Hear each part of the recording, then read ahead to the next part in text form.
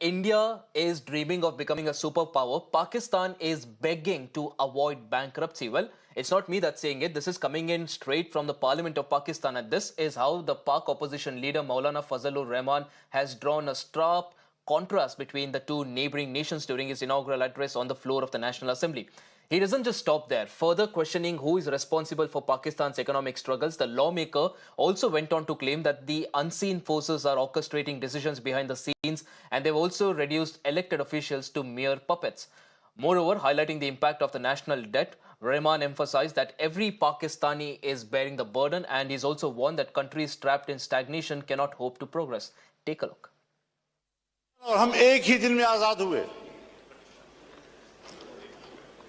15 अगस्त 1947 को सुबह 8 बजे दिल्ली में लॉर्ड माउंटबेटन ने इंडिया के गवर्नर जनरल का हल्फ उठाया और कराची में कायदे आज़म मोहम्मद अली जिन्नाह ने हल्फ उठाया। एक ही दिन हम आजाद हुए। आज वो दुनिया की सुपर ताकत बनने के ख्वाब देख रहा है और हम दिवालियापन से बचने के लिए भीख मांग रहे हैं कि डिफॉल्ट न हो जाए हम लोग। My colleague Rishabh continues to be on the broadcast with us. Rishabh, what is considered to be a hardcore fact in India now coming in from the Pakistani parliament as well? This whole daydream of them competing with India now coming crashing down, given the fact that their own parliamentarians are now coming out and speaking the truth.